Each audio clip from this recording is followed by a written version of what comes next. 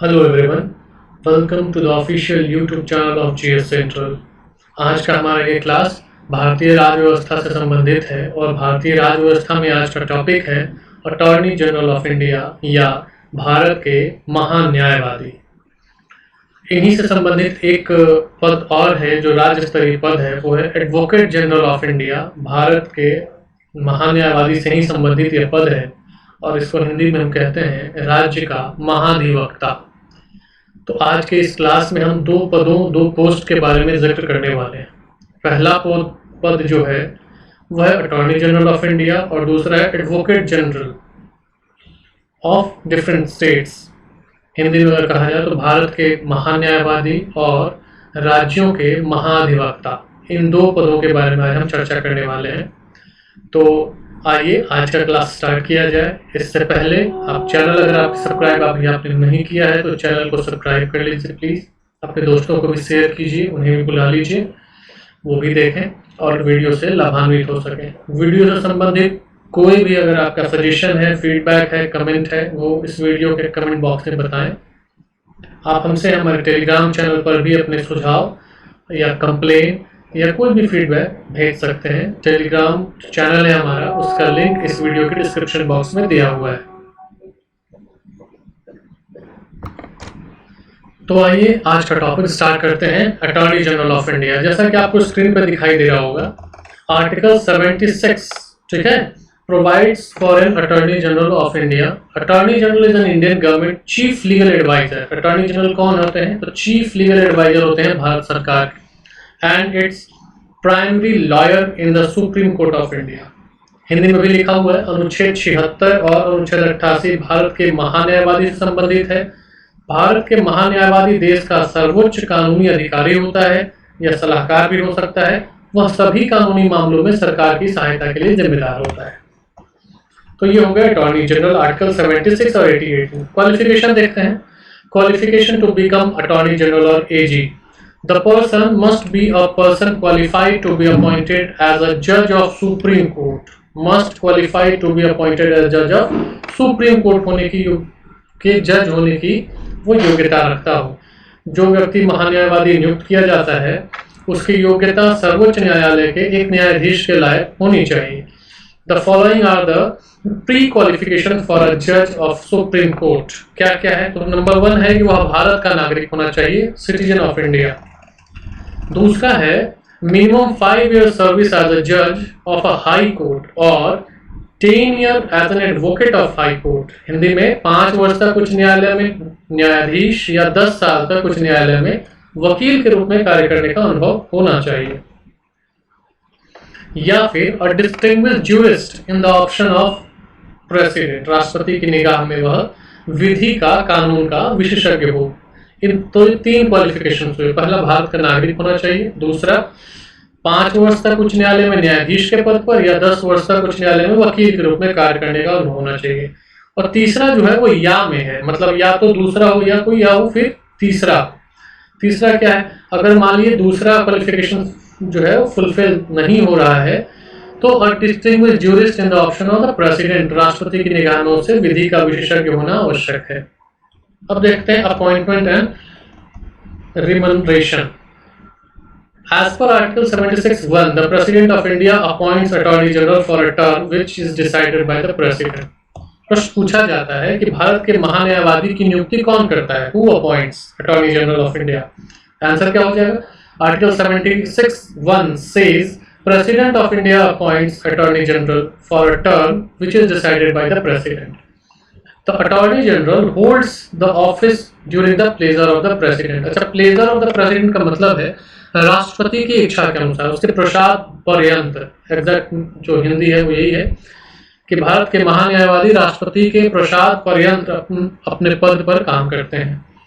The Attorney General represents the government, but it also allowed to take up private practice provided the other party is not the state। Because of this, he is not paid salary but retainer to be determined by the President। Hindi में भी लिखा हुआ है कि संविधान जो है महान्यायवादी को निश्चित पद की अवधि प्रदान नहीं करता है, इसलिए वह राष्ट्रपति की मर्जी के अनुसार ही कार्यरत होता है उसे किसी भी समय राष्ट्रपति के द्वारा हटाया जा सकता है। उसे हटाने के लिए संविधान में कोई भी प्रक्रिया या आधार का उल्लेख नहीं किया गया है। ठीक है, तो इसको सैलरी कितनी होगी? सैलरी जो होगी जो राष्ट्रपति तय करेंगे। और एक चीज और, the retainer is paid from consolidated fund of India. महान्यायवादी का वेतन और अन्य भत्ते जो हैं भारत की संचित निधि कंसोलिडेटेड फंड जो है वहां से उसको दिए जाते हैं। आगे चलते हैं। महान्यायवादी वही पारिश्रमिक प्राप्त करता है जो राष्ट्रपति निर्धारित करता है। हमने देख लिया इस चीज को। संविधान के महान्यायवादी का पारिश्रमिक निर्धारित नहीं किया गया। संविधान में अटॉर्नी जनरल के लिए कोई खास वेतन लिखा हुआ नहीं है। अब फंक्शंस है, मतलब कार्य। The attorney general is the first law officer of the government of India and acts as top advocate for the union government. Attorney general जो है वो भारत सरकार के, है ना, चीफ लॉ ऑफिसर या फर्स्ट लॉ ऑफिसर के रूप में कार्य करते हैं। And acts as top advocate for union government. सरकार का मुख्य वकील है वह भारत सरकार का मुख्य कानूनी सलाहकार है और भारत के सर्वोच्च न्यायालय में सरकार का मुख्य वकील भी होता है। He is responsible for giving advice to President, Government of India, upon such legal matters and to perform such other duties of legal character which are assigned to him by the President. मुख्य कार्य क्या है? वह राष्ट्रपति या भारत सरकार को कानूनी विषयों पर अपनी सलाह देता है और अन्य वे सभी काम करता है जो भारत के राष्ट्रपति द्वारा उसे सौंपे जाते हों। Attorney General has the right to audience in all courts within the territory of India. तात्पर्य क्या है? अपने कर्तव्यों के निष्पादन में वह भारत के संपूर्ण राज्य क्षेत्र के सभी न्यायालयों में सुनवाई का अधिकार रखता है। मतलब यह है कि पूरे इंडिया के किसी भी कोर्ट में, किसी भी न्यायालय में वह प्रेजेंट हो सकता है, अटेंड कर सकता है उसको और वहां पर वो बोल सकता है। He has also the right to speak and take part in proceedings of both houses of Parliament, including joint sitting. However, he cannot vote in Parliament. Further, Attorney General can also be made a member of any parliamentary committee, but in the committee also he has no power to vote. तात्पर्य क्या है? उसे संसद के दोनों सदनों, उसके संयुक्त अधिवेशनों की कार्यवाही में हिस्सा लेने का अधिकार है, परंतु उसे वोट देने का अधिकार नहीं है। यह आर्टिकल 88 में। उसे संसद की किसी समिति में जिसमें वह सदस्य के रूप में नामांकित हो बोलने का, भाग लेने का अधिकार तो है, परंतु वोट डालने का अधिकार नहीं है अनुच्छेद 88 के अनुसार। अच्छा, वोट डालने का अधिकार क्यों नहीं है? क्योंकि वह उस संसद का सदस्य नहीं होता है। वह आमंत्रित व्यक्ति है, संसद का सदस्य नहीं है। वह उन सभी विशेष अधिकारों और प्रतिरक्षाओं को प्राप्त करता है जो संसद के एक सदस्य के लिए उपलब्ध होती हैं। Attorney General has all the powers and privileges that of a member of Parliament. वही बात है। अब certain limitations on Attorney General of India, महान्यायवादी पर निर्धारित की गई कुछ सीमाएं भी हैं। जैसे नंबर 1 क्या है? वह अपनी राय भारत सरकार के ऊपर थोप नहीं सकता है। उसकी एडवाइस जो है वो एडवाइस है, उसकी बातें एडवाइस के रूप में मानी जाती हैं, सलाह के रूप में मानी जाती हैं। वह भारत सरकार की अनुमति के बिना आपराधिक मामलों में आरोपियों का बचाव नहीं कर सकता है। अगला क्या है? वह सरकार की अनुमति के बिना किसी भी कंपनी में एक निदेशक के रूप में नियुक्ति को स्वीकार नहीं करेगा। यह ध्यान दी जाने वाली बात है कि महान्यायवादी को निजी कानूनी अभ्यास से वंचित नहीं किया जा सकता, मतलब प्राइवेट प्रैक्टिस से अलग नहीं किया जा सकता है। वह सरकारी कर्मचारी नहीं होता है क्योंकि उसे निश्चित वेतन का भुगतान नहीं किया जाता है और उसका पारिश्रमिक राष्ट्रपति के द्वारा निर्धारित होता है। कहने का मतलब है कि वो प्राइवेट प्रैक्टिस सरकार की अनुमति से कर सकता है। प्राइवेट प्रैक्टिस के लिए क्या है कि attorney general is not a full time government servant. He is an advocate of the government and is allowed to take up a private practice provided the other party is not the state. Further, he cannot defend the accused person in criminal matters without the permission of Government of India. तो ये हमने देखा attorney general के बारे में, उनके qualifications क्या होने चाहिए, अपॉइंटमेंट कौन करता है, कैसे हटाया जाएगा और उसका कार्यकाल क्या होता है। अपॉइंटमेंट राष्ट्रपति के द्वारा नियुक्ति की जाती है। कार्य है कानूनी विषयों पर सलाह उसको देना एवं वैसे सभी अन्य कार्य जो राष्ट्रपति के द्वारा उसे सौंपे गए हों। अच्छा, वो प्राइवेट प्रैक्टिस कर सकता है। वेतन कितना मिलेगा, कार्यकाल क्या होगा, यह सब कहीं संविधान में लिखा हुआ नहीं है, वह राष्ट्रपति के द्वारा डिसाइड किया जाता है। महान्यायवादी को भारत के सभी न्यायालयों में सुनवाई का अधिकार है। महान्यायवादी संसद की कार्यवाहियों में शामिल होता है, भाग लेता है, और संसदीय समितियों की कार्यवाही जिसका वह सदस्य है उसमें भी वह हिस्सा ले सकता है, परंतु दोनों ही स्थानों पर उसे वोट देने का अधिकार नहीं होता है, क्योंकि वह उस संसद के उस सदन का सदस्य नहीं होता है। अब हम देखते हैं एडवोकेट जनरल के बारे में। महाधिवक्ता, अकॉर्डिंग टू आर्टिकल 165, अनुच्छेद 165 में महाधिवक्ता के बारे में चर्चा की गई है। An advocate general is a legal adviser to the state government. Bharat के सभी राज्यों में एडवोकेट जनरल नाम का एक पद है जिसे महाधिवक्ता कहा जाता है। तो इस प्रकार 165 में एडवोकेट जनरल के बारे में बताया गया है। एडवोकेट जनरल जो है वो लीगल एडवाइजर है राज्य सरकार का। The post is created by the constitution of India and corresponds to that of attorney general of India at the central level. जिस प्रकार केंद्र स्तर पर अटॉर्नी जनरल काम कर रहे हैं, उसी प्रकार राज्य स्तर पर एडवोकेट जनरल काम करते हैं। हिंदी में कह लें तो जिस प्रकार केंद्र स्तर पर महान्यायवादी हैं, उसी प्रकार राज्य स्तर पर महाधिवक्ता हैं। बाद बाकी काम सबका दोनों का एक जैसा है। काम क्या है कि सरकार को कानूनी विषयों में सलाह देना एवं अन्य कार्य अगर वो केंद्र स्तर पर है तो राष्ट्रपति के द्वारा सौंपे गए, और राज्य स्तर पर है तो राज्यपाल के द्वारा सौंपे गए अन्य कार्य। आगे देखते हैं। The governor of each state shall appoint a person who is qualified to be appointed judges in high court as an advocate general of state। कोई भी व्यक्ति जो किसी उच्च न्यायालय में जज या न्यायाधीश के रूप में नियुक्त होने के योग्य है, उसे ही उस राज्य के राज्यपाल महाधिवक्ता के रूप में नियुक्त कर सकते हैं। भारतीय संविधान के अनुच्छेद 165 के अनुसार राज्यपाल द्वारा महाधिवक्ता की नियुक्ति की जाती है। राज्य का सर्वोच्च विधि अधिकारी महाधिवक्ता होता है। विधि अधिकारी मतलब कानूनी अधिकारी। महाधिवक्ता राज्यपाल के प्रसाद पर्यंत कार्य करता है। जैसा कि महान न्यायवादी में हमने देखा कि वह राष्ट्रपति के प्रसाद पर्यंत कार्य करते हैं। राज्यपाल उसे कभी भी उसके पद से हटा सकता है। वह उच्च न्यायालय का मुख्य न्यायाधीश बनने की क्षमता रखता हो ऐसा व्यक्ति। कार्य इनका क्या है? कार्य अगर देखा जाए तो महाधिवक्ता राज्य प्रमुख को विधि संबंधी सलाह देने का कार्य करता है। वह राज्य के दोनों सदनों, विधानसभा तथा विधान परिषद की कार्यवाही में या सदन में बोलने की शक्ति रखता है, परंतु फिर उसी प्रकार से वह मतदान नहीं कर सकता है, वोटिंग राइट नहीं होती है। उसे विधानमंडल के सदस्यों को मिलने वाले सभी वेतन, भत्ते और विशेष अधिकार प्राप्त होते हैं। उदाहरण के लिए भारत में सभी राज्यों में महाधिवक्ता होते हैं। राज्य में जो स्थिति महाधिवक्ता की है, वही स्थिति केंद्र में महान्यायवादी या अटॉर्नी जनरल की होती है।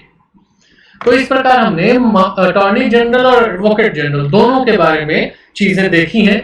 लगभग दोनों एक जैसे हैं, बस अंतर यह है कि केंद्र स्तर पर है तो केंद्र स्तर पर है अटॉर्नी जनरल तो नियुक्ति राष्ट्रपति द्वारा होगी। राज्य स्तर पे महाधिवक्ता है तो नियुक्ति राज्यपाल के द्वारा होगी। इस चीज को क्लियर कर लेना है।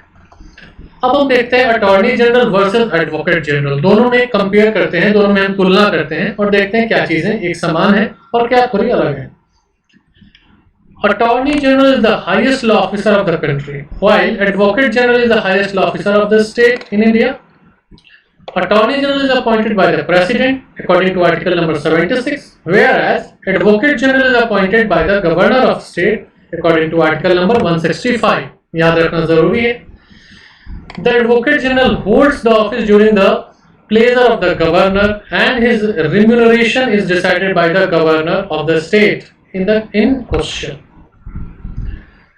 महान्यायवादी को जो वेतन भत्ते मिलते हैं वो राष्ट्रपति तय करते हैं, और महाधिवक्ता को जो मिलेगा वेतन भत्ता निःशुल्क है वो राज्य के राज्यपाल तय करेंगे। थोड़ा और आगे आते हैं और अब देखते हैं हम attorney general versus solicitor general के बारे में। सॉलिसिटर जनरल के बारे में कई लड़के पूछते हैं, सर सॉलिसिटर जनरल समझ में नहीं आता है, तो देख लीजिए। While the Attorney General is the highest law officer of the country, Solicitor General is the second highest law officer of the country। दूसरा सर्वोच्च अधिकारी, कानूनी अधिकारी है यह सॉलिसिटर जनरल। और solicitor general assist the attorney general of India.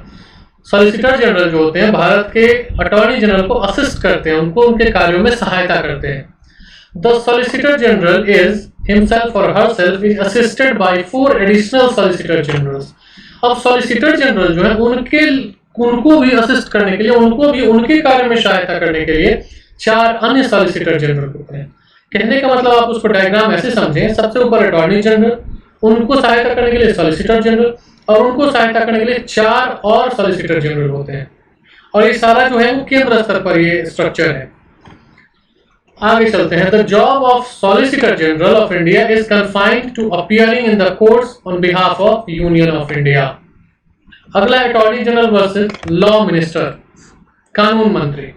अभी रविशंकर प्रसाद है कानून मंत्री, इसको याद रखिएगा। If there is a need to seek advice on legal matters, law minister is superior to attorney general. In fact, all references are made by the law ministry to the attorney general.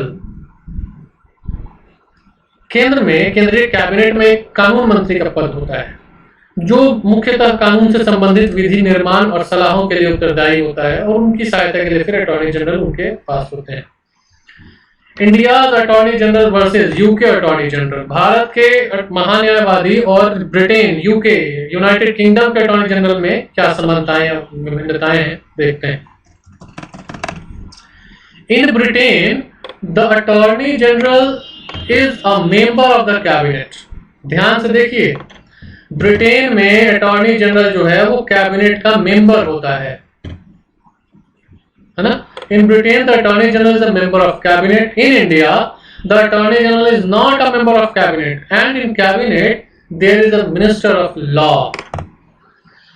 Britain में attorney general जो है वो cabinet का ही member होता है, परंतु भारत में ऐसा नहीं है। भारत में कैबिनेट का जो मेंबर है वो लॉ मिनिस्टर है, अटॉर्नी जनरल उसमें नहीं है।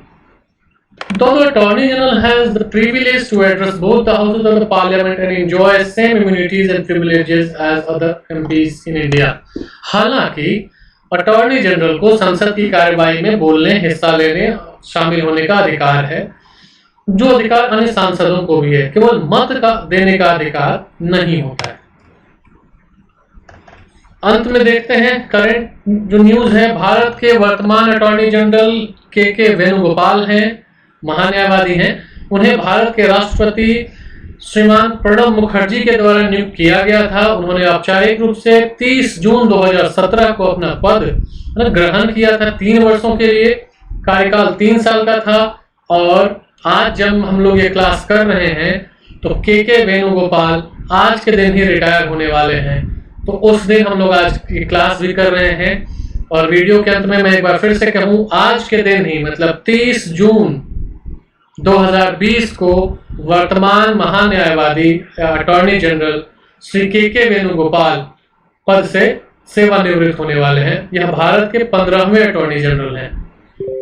ठीक, आगे चलते हैं। अब इस प्रकार हमने इस आज के क्लास में देखा अटॉर्नी जनरल और एडवोकेट जनरल के बारे में।